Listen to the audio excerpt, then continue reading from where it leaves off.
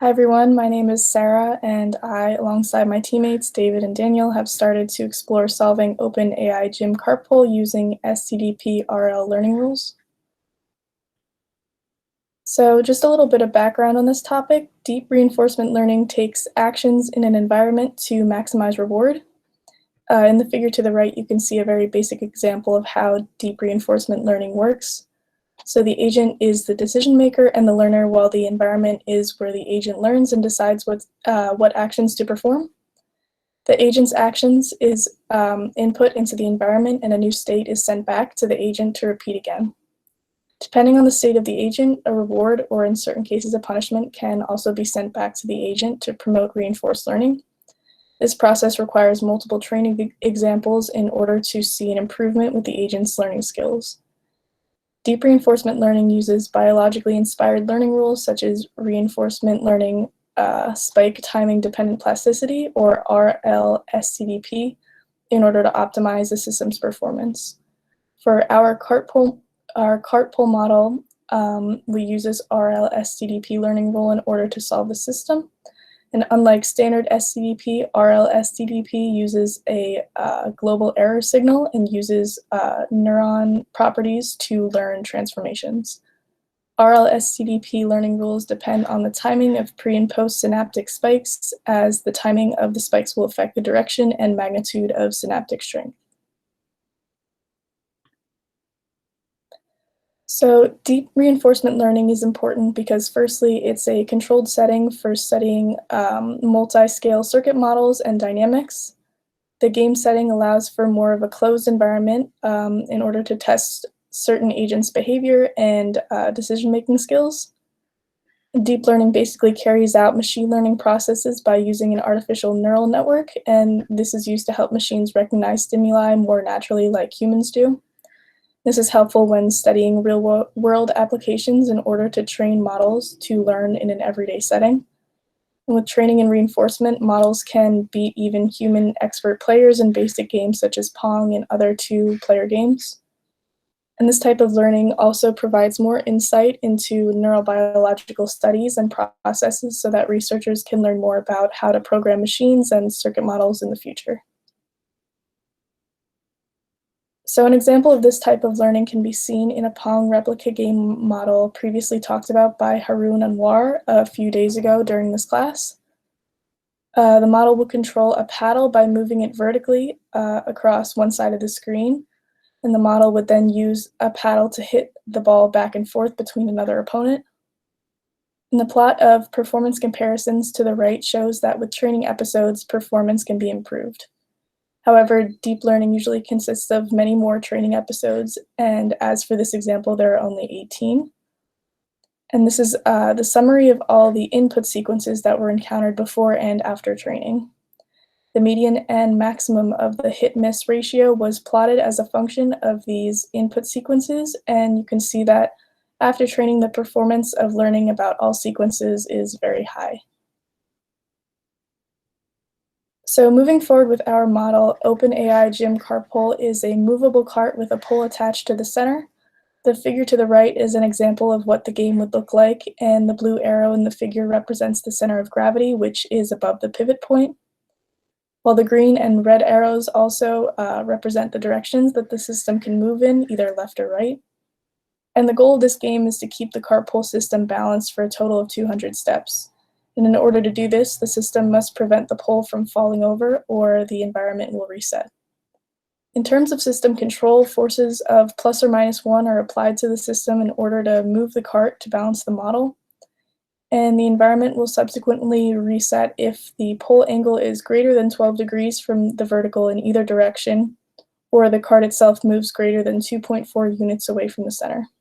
If this happens, the amount of steps achieved will reset and the trial will repeat. An observation space defines the structure of the observations that our environment will be returning. And learning agents usually need to know this before they start running. And this is to learn how to map these observations to actions in order to maximize the reward given without any prior knowledge. In our model, we have 4 defined observations, including cart position, cart velocity, pole angle, and pole angular velocity. The cart position ranges from negative 4.8 to positive 4.8 units, with the negative being in the left direction and the positive being in the right. The pole angle additionally ranges from negative 24 to positive 24 degrees, again with the negative in the left direction and the positive in the right. And since velocities cannot realistically be infinity or negative infinity, the cart velocity and pole angular velocity ranges from extremely large negative values to extremely large positive values. And next, David is going to talk about our model's architecture.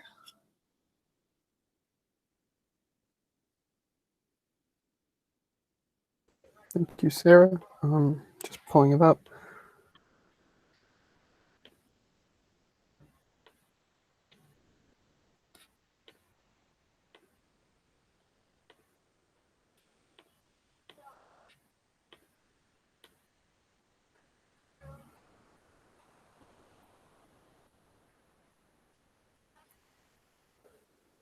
Can everyone see my screen?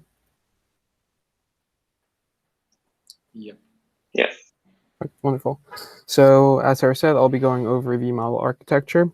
So in our multi-layered spiking neural network model designed to play cart pole, we modeled an input layer to interface with the game, an association layer to make connections, and a motor layer to receive inputs from the association layer and generate actions to control the virtual environment. We used leaky integrate and fire neuron cell models called IntF7 for all our excitatory and inhibitory cells. These cells are useful because they only perform calculations when they receive inputs, which makes it easier on the computational power required to run the model. This is really important when running many simulations, parallel simulations, or a model with much more neurons. We use biologically detailed synaptic mechanisms of AMPA and NMDA receptors for excitatory synapses, which are shown in the orange lines, and GABA A receptors for inhibitory synapses, which are shown with the green lines. In our model, we also used a noise population to establish baseline activity within the populations to generate random actions. The noise cells we used are called NS-lock. The synaptic connections from these noise populations use GABA A and AMPA synaptic mechanisms. The cell model is labeled as a fake presynaptic cell containing a spike generator. These cells fire either periodically or using a noisy Poisson distribution. This will be useful for generating new behavior within the model. You can also see the noise population is projecting. You can see the noise populations projecting to all of the populations in both the association layer and the motor layers of the model.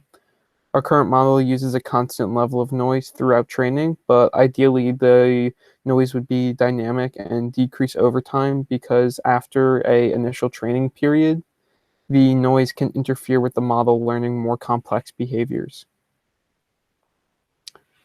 So as Sarah previously mentioned, the goal of cart pole is to reach 200 time steps without having the environment reset. This is done when the pole is at an angle of less than 12 degrees and when the cart is at a position of less than 2.4 units from the center. Therefore, the game provided a reward of +1 for every time step, but we thought this might be too much of a reward for a neural network. So our critic uses the pole's vertical angle for error evaluation. The network is rewarded if the pole's angle is decreasing or changing towards the center, and punished if the pole's angle is increasing. So now I'm just going to break down our individual layers. Our input layer is ES. It uses 24 integrate and fire cells. The cart pole observation is using 4 unique variables. So the population size of ES must be a multiple of 4. We tiled the different observation variables along the population. You can see in this list. Then Daniel ran the task, but with randomly generated actions to see how a truly random model would perform. This would serve as a good benchmark to compare our model to. When actions were generated at random for 200 runs, the min and max for each variable were calculated, and based on these attributes, we were able to normalize the observations being received during the task from OpenAI. If the observation was near the minimum, you would get a 0 firing rate for the ES, but if it was near the maximum, you would get the input max rate, which we define as 50 hertz. So for example, if we were talking about cart position, which is POS, if the cart was all the way to the left, you would get a firing rate of 0. And if the cart was all the way to the right, you would get the maximum firing rate. So next is our association layer, which is comprised of 3 different populations. We have the excitatory population EA, which has 80 neurons, and 2 inhibitory interneuron populations IA and IAL, which both have 20 neurons. You can see that in this simplified image of the association layer that these populations are interconnected with feed-forward, feedback, and recurrent connections among all 3 populations. Input populations project to the motor population command layers via these association layers, which learn to process dynamic sensory information to produce behaviors maximizing reward. Our system rewards all synaptic connections, all excitatory synaptic connections from the association populations using biologically plausible learning rules. We used a Hebbian spike timing dependent reinforcement learning, which is loosely based on dopaminergic reward systems. We got this from an stdp.mod, which was provided previously from a project from Sam and Salvador. The stdp.mod is a weight adjuster mechanism which uses eligibility traces to solve the temporal credit assignment problem. You may remember this figure from Dr. Anwar's presentation earlier this week. This is a visualization of the eligibility trace. So one of the major limitations of using an actor-critic reinforcement learning model is the temporal credit assignment problem, also known as the distal reward problem. This problem is defined basically, the critic will deliver reinforcements after the behavior has occurred and after the synaptic activity which caused the output or the behavior are no longer active. So to preserve the network's activity for temporal credit, researchers have introduced the use of eligibility traces. So if the presynaptic and postsynaptic neurons fire within a specific interval of each other, they will be tagged with an eligibility trace, which will be used then to reward or punish the synaptic connection by the critic, even after the activity is dissipated.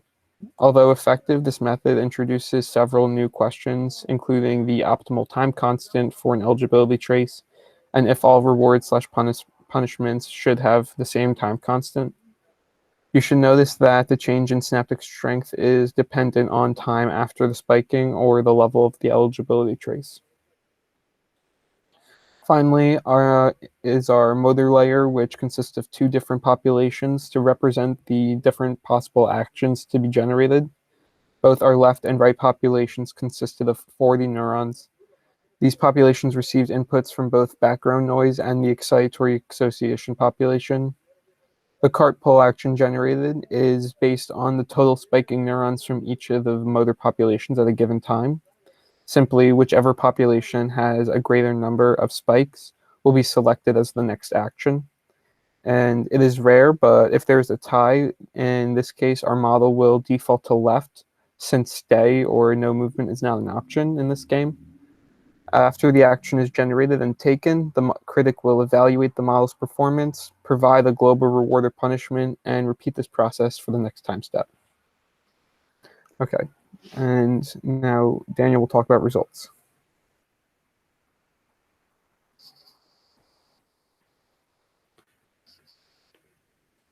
Hi everyone. I'm gonna share my screen. Screen recording. Just 1 second. I'll have to give permissions.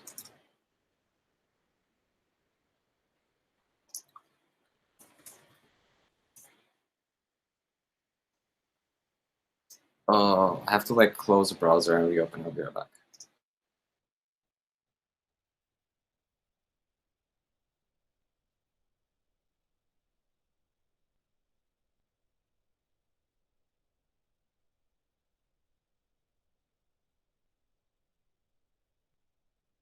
Hi, can you hear me? Cool.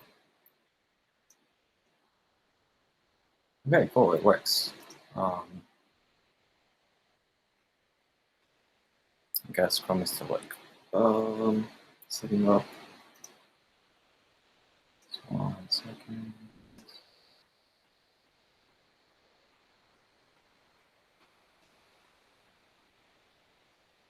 Can you see my screen? Yeah. All right, so I'm gonna go through the results of what we achieved in the last week. So we set up the model from Harvard Anwar's model setup that he had for Pong that he presented last week in this course. And we simplified it so that it works for this new environment. So I'm gonna go through some of the results that we had and some learnings that we had from this model. So first, the connectivity that we set up, David also already presented, but just plotting the connectivity matrix. This is the probability that is shown in between the layers. So you have the input layer that doesn't that receives connectivity from input stimulation that triggers the excitatory association and the inhibitory association. Then you have the association layers. One is excitatory and the two are inhibitory that like connect to each other. And then we have like two motor populations that are getting triggered by the association excitatory layer. And you can see here, this is the same graph. This is how we set it up. You can also observe that like the left motor population, right motor population don't have any connections going out. What is not shown in this graph is the noise stimulation that connects to all excitatory neurons and also the input stimulation that comes from the observations from the carpal environment. So I want to explain a little bit how we encoded the inputs from the observations into firing rates.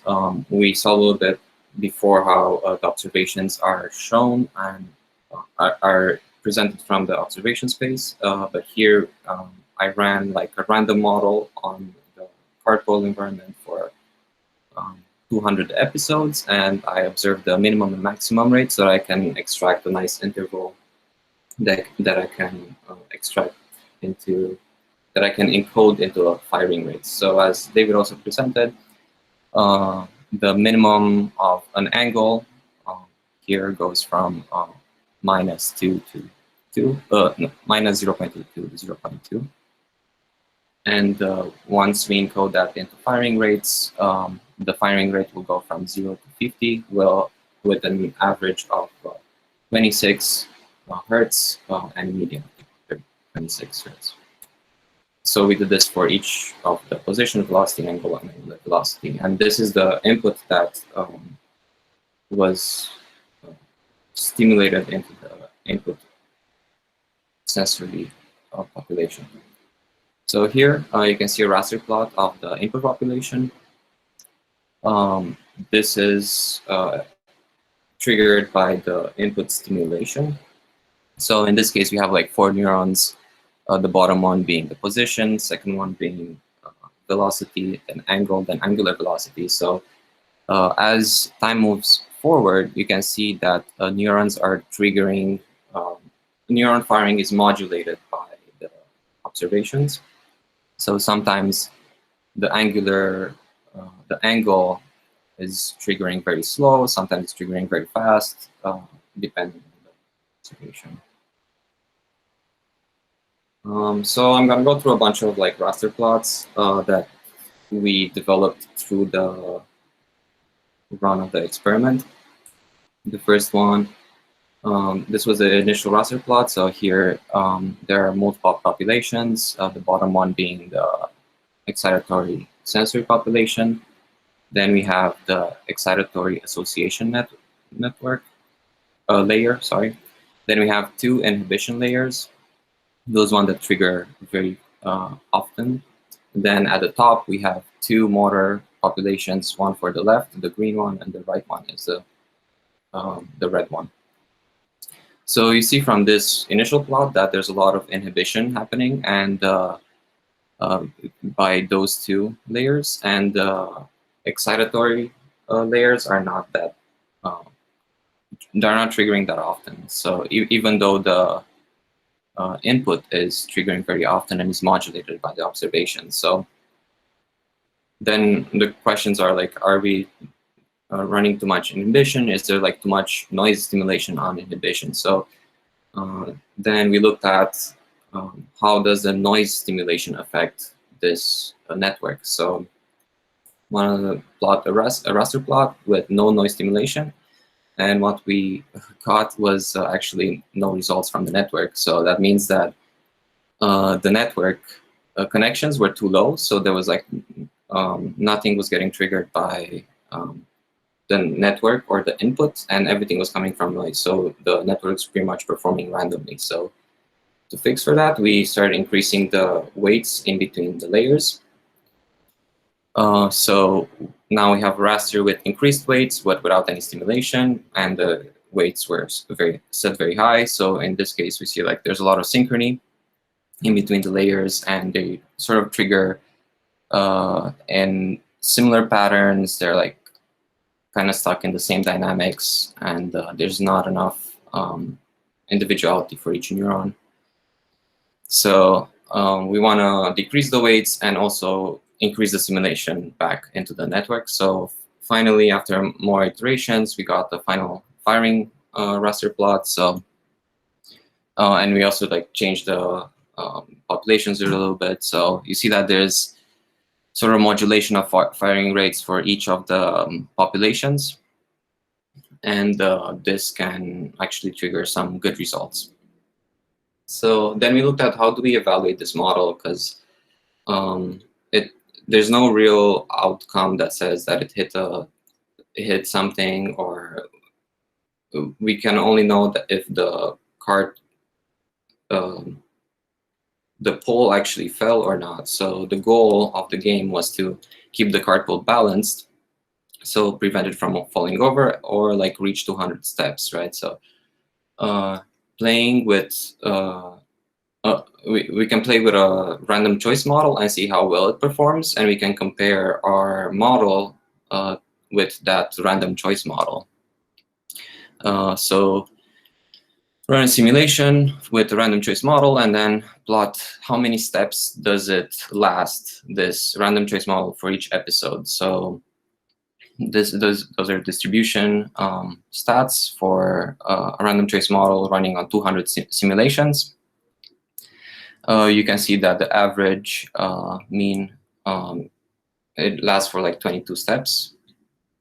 This random choice model, there's a standard deviation of 12, so, and a median of 17 with a minimum of 9 steps per episode, and a maximum of 86. So in this case, the random choice model got really lucky with the initial configuration. So our intuition here was to say that let's evaluate our NetPyNE model based on how well does it perform against this random choice. So we can count the median steps per episode and then average the last 20 or 30, 50 episodes and then we compare this against 17 or higher. So what we learned from those experiments is first that noise stimulation was good for the initial setup and to differentiate the different populations, the motor left versus motor right. But it was contributing too much to self-firing, so we have to like find another way that we decrease the stimulation from noise as time passes on. So that would be an interesting next step too. So another thing that we learned was that how to encode this the input space to firing rates. This is also in comparison to a population coding where we have different values that encode different rates. So this is more of a like modulation over time, but it might not actually pick up the exact differences between like small variations in firing rates. So that was one feedback that we got about this setup. So, for example, the excitatory association network will have some issues decoding between, or like responding to differences between like 25 hertz and 26 hertz. So we have to like tune that a little bit. And also there's a really large number of parameters to tune. So it feels like a mixing board, and each different parameter has different effects. So it was sort of hard to like find the best configuration that like learns and increases the median steps per episode consistently, because there's random variation and sometimes it does perform better, sometimes it performs worse. So it didn't train as well as I would expect. So we have to find a better approach to optimize those different parameters, and maybe get a step-by-step approach where we take each one of those parameters and optimize separately. Okay, so some next steps that we want to do on the project: use population encoding instead of input firing rates to try to find more variation in the association layers that might trigger to the variability of the observation space. Then we want to apply exponentially decreasing noise stimulation so that the network learns to rely on the weight more instead of the noise stimulation. We want to analyze the STDP learning rule and the model weight updates and see how much does the model learn. Also, we want to tune the parameters to find the simplest cartpole model, the simplest model that solves the cartpole challenge. And further, we want to use all of this learning from this simple environment to generalize to other OpenAI gym problems, like other OpenAI control problems, Pong that Harun Anwar is working on, and other Atari games. And also compare this model, or like the further models, to artificial neural networks in terms of size and performance. Okay, so I want to say thanks to like the whole to Sam and Harun and people from NetPyNE that were like teaching us the last few weeks. I learned a lot, and to Robert McDougall for GS Neuron, and that was great. And yeah, thank you. Great talk, guys. Thank you. Good job. Questions?